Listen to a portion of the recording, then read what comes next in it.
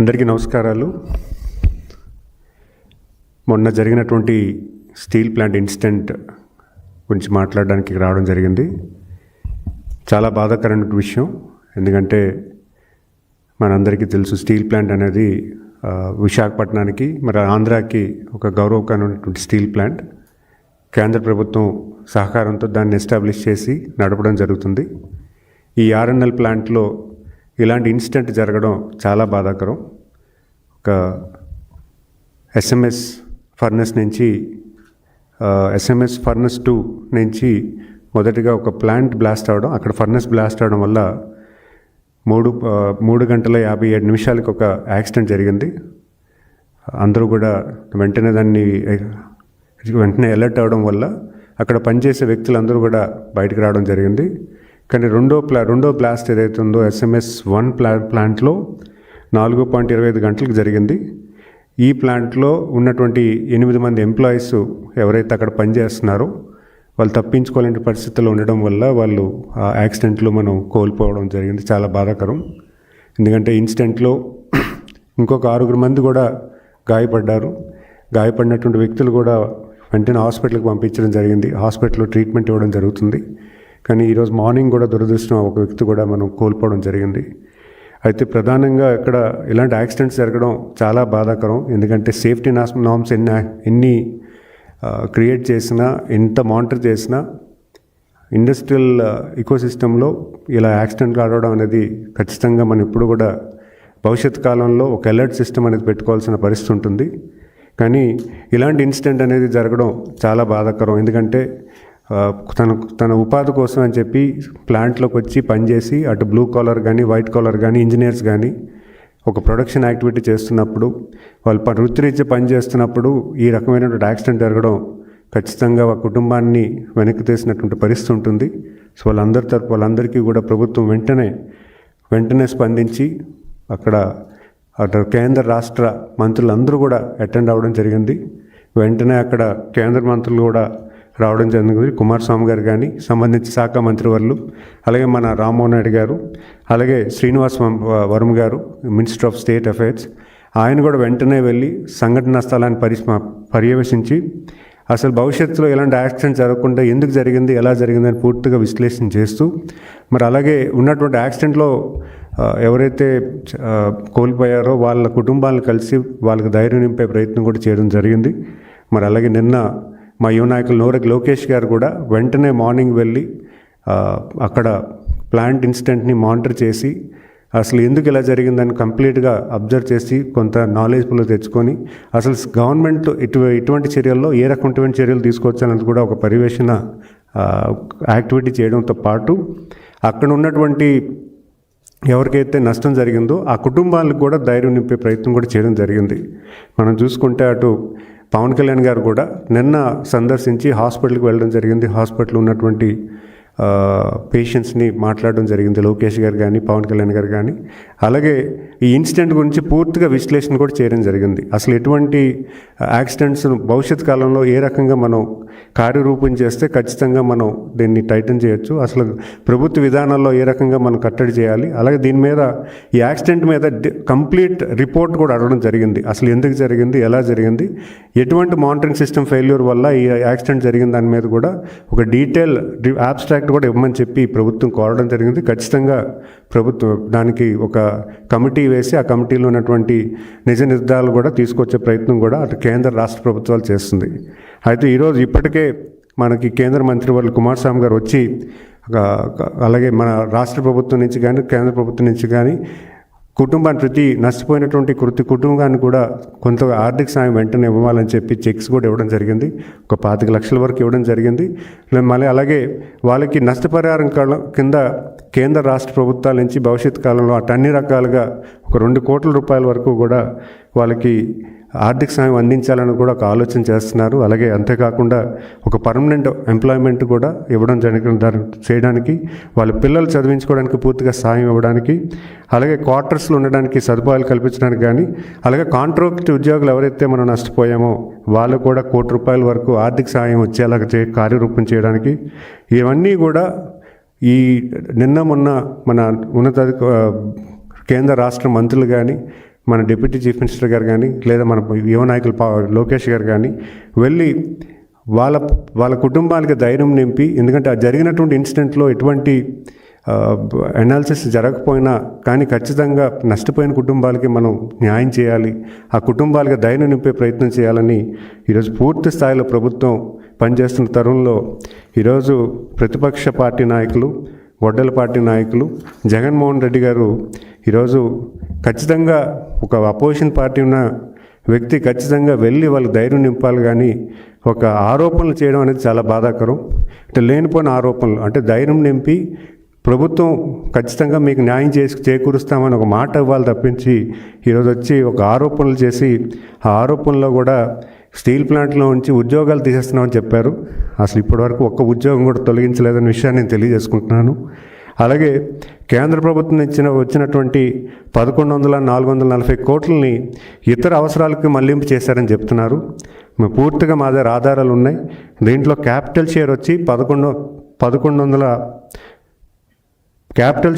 1140 కోట్లు. ఈ 1140 కోట్లు కూడా వాళ్ళు ఏంటి ఖర్చు పెట్టారనేది పూర్తిగా వివరాలు ఇవ్వడం జరిగింది. ఏదైనా లోన్స్ క్లోజ్ చేయాలన్నా, ఏదైనా అంటే పెండింగ్ పేమెంట్స్ ఉన్నా దాన్ని క్లోజ్ చేయడానికి క్యాపిటల్ షేర్ కింద 1140 కోట్లు ఇవ్వడం జరిగింది. అలాగే ఈక్విటీ షేర్ కింద 10,300 కోట్లు ఇవ్వడం జరిగింది. ఈ 10,300 కోట్లు కూడా 4,000 కోట్లు రా మెటీరియల్ ప్రొక్యూర్మెంట్కి, 5,000 కోట్లు మీకు ప్లాంట్కి అప్గ్రేడేషన్కి, మళ్ళీ ఆపరేషన్స్ తీసుకురావడానికి ఖర్చు పెట్టడం జరిగింది. ప్రతి రూపాయిని కూడా ప్లాంట్ని వినియోగంలో తీసుకురావడానికి యూటిలైజ్ చేయడం జరిగింది.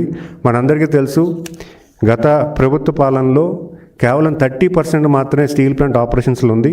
ఇప్పుడు 95% ఆపరేషన్స్కి వచ్చిందంటే ఖచ్చితంగా ఈ ఇచ్చినటువంటి ఈ ఫండ్ ఏదవుతుందో కేంద్ర ప్రభుత్వం వచ్చినటువంటి 440 కోట్లు పూర్తిగా దాన్ని యూటిలైజ్ చేసి దాన్ని ఆపరేషన్స్ తీసుకురావడానికి పూర్తిగా సక్సెస్ అయిందని చెప్పుకోవడానికి నేను ఎటువంటి సందేహం లేదు. మరి అలాగే ఈరోజు చూసుకుంటే 6 లక్షల టన్నులు ఈరోజు ఉత్పత్తిలో కూడా వెళ్ళిపోయింది ప్లాంట్. అంటే ఖచ్చితంగా ఈ ఫండ్ అంతా కూడా ఇట్లే ఇవ్వబట్టే ఈరోజు స్టీల్ ప్లాంట్ మళ్ళీ రివైవ్ అయిందని సంగతి నేను చెప్పుకుంటున్నాను. మరి అలాగే ఎల్జీ పాలిమర్స్కి ₹1,00,00,000 ఇచ్చామని చెప్పడం జరిగింది. ₹1,00,00,000 అనేది ఆయన ఎల్జీ పాలిమర్స్ అనేది చాలా పెద్ద యాక్సిడెంట్. ఆ యాక్సిడెంట్లో చాలా విషాదమైనటువంటి సిచ్యువేషన్. వచ్చినటువంటి ఎల్జీ పాలిమర్స్లో వచ్చినటువంటి గ్యాస్ వల్ల చాలామంది ఇబ్బంది పడ్డారు. ఎన్నో కుటుంబాలు అనారోగ్య పాలయ్యారు. మరి అలాగే చనిపోయినటువంటి వ్యక్తుల్లో కూడా 12 మంది చనిపోయారు. ఎవరికి కూడా ఎటువంటి సాయం కూడా పూర్తి స్థాయిలో ఆయన ఇవ్వలేదని సంగతి కూడా నేను తెలియజేసుకుంటున్నాను. 12 మంది చనిపోయినటువంటి 12 మందిలో కూడా 3 మాత్రమే ఆయన ఆర్థికంగా ₹1,00,00,000 ఇచ్చారు. అది కూడా ప్రభుత్వం నుంచి ఇవ్వలేదు. ఆ కంపెనీ నుంచి, ఎల్జీ పాలిమర్ కంపెనీ నుంచి ఆయన వసూలు చేసి ఇవ్వడం జరిగిందన్న విషయం కూడా తెలియజేసుకుంటున్నాను. మరి అంతేకాకుండా ఎల్జీ పాలిమర్స్లో అనారోగ్య పాలైనటువంటి వ్యక్తులకి అక్కడ హాస్పిటల్ కట్టిస్తామని కూడా మాట ఇచ్చారు ఆయన. ఆ హాస్పిటల్ కూడా ఇప్పటివరకు ఆ ప్రభుత్వంలో ఎటువంటి చర్య కూడా తీసుకోలేదని సంగతి తెలియజేసుకుంటున్నాను. మరి ఈరోజు వచ్చి ₹1,00,00,000 ఇస్తున్నారని మాట్లాడడం ఎంతవరకు కరెక్ట్ అని కూడా నేను ప్రశ్నిస్తున్నాను. ఎందుకంటే ఈరోజు మీరు ఖచ్చితంగా భరోసా ఇవ్వచ్చు, కానీ వచ్చి వెంటనే మా ప్రభుత్వం వస్తే ₹1,00,00,000 ఇస్తామంటున్నారు. మీకు ఇచ్చినటువంటి అవకాశంలో ఇలాంటి ఇన్సిడెంటే ఎల్జీ పాలిమర్స్లో జరిగింది. ఎన్నో కుటుంబాలు అటు అనారోగ్య పాలయ్యారు, అలాగే యాక్సిడెంట్లో కూడా ఇబ్బంది పడ్డారు. చనిపోయినటువంటి వ్యక్తులకి, ఫ్యామిలీలకి మీరు ఎటువంటి ధైర్యాన్ని ఇచ్చారనే సంగతి కూడా ఒకసారి మీకు మీరే గుర్తు చేసుకోండి. ప్రజలందరూ కూడా గమనిస్తున్నారు. ఎందుకంటే ఆ రోజు 12 మంది చనిపోతే కేవలం 3 మాత్రమే మీరు ₹1,00,00,000 ఇవ్వడం జరిగింది. అది కూడా మీ గవర్నమెంట్ ఆఫ్ ఆంధ్రప్రదేశ్ నుంచి ఇవ్వలేదు. మీరు ఆ ఇండస్ట్రీస్ నుంచి ₹1,00,00,000 తీసుకొని ఇక్కడ ఇవ్వడం జరిగింది. అంతేగాని ఈరోజు వచ్చి మా ప్రభుత్వం వస్తే ₹1,00,00,000 ఇస్తాము, ₹2,00,00,000 ఇస్తామని చెప్పడం ఎంతవరకు కరెక్ట్ అనే సంగతి కూడా మీకు మీరే ప్రశ్నించుకోవాలని తెలియజేసుకుంటున్నాను. ఈరోజు ఈ ఇన్సిడెంట్ అయిన వెంటనే, ఇప్పుడు జనరల్గా మీ ప్రభుత్వంలో ఇన్సిడెంట్ జరిగితే మీరు ఎయిర్పోర్ట్లో మీటింగ్లు పెట్టుకుంటారు.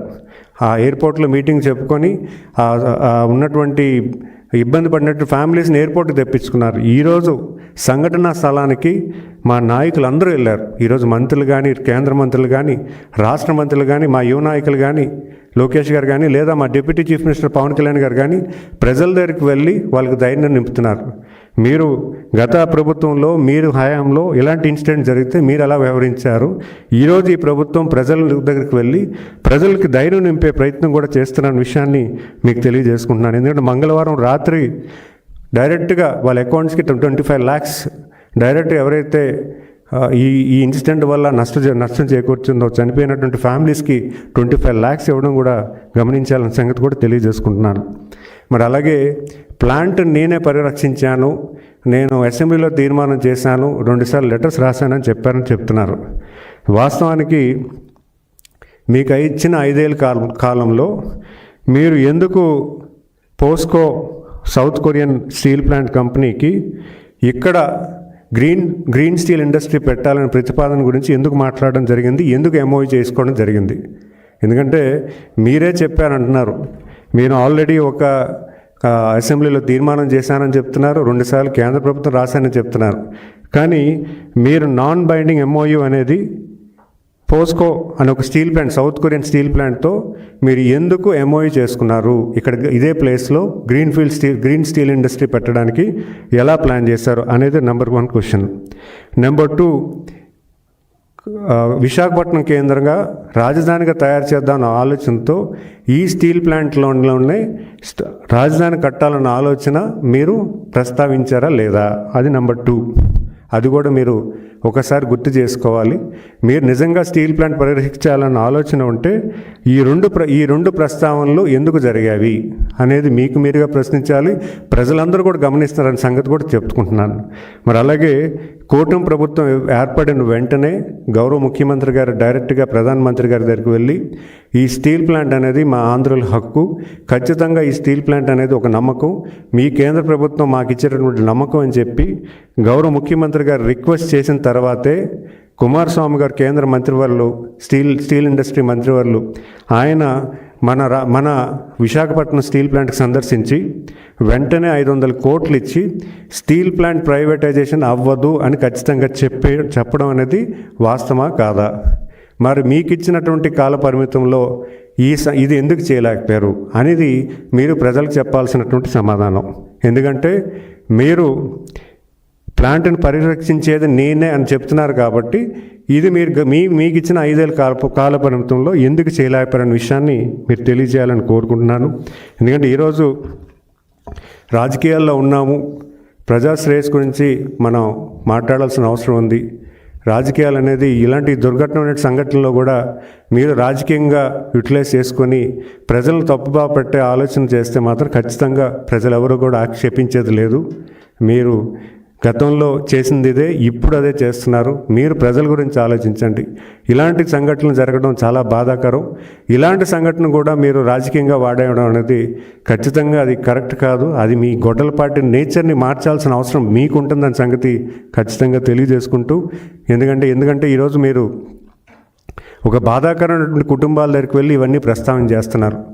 అక్కడికి వెళ్ళి వాళ్ళు ఓదార్చకుండా మీరు వెళ్ళి మా పాలన అయితే ఎలా ఉంటుంది, మీరు మళ్ళీ మాకు ఓటేయండి, రేపొద్దున ఎలా చేస్తామని చెప్పడం అనేది ఎంతవరకు సబబు అనే సంగతి మీకు మీరే ప్రశ్నించుకోవాలని ఇది వేదిక ద్వారా మిమ్మల్ని రిక్వెస్ట్ చేస్తున్నారని కోరుకుంటున్నాను. ధన్యవాదాలు. Thank you.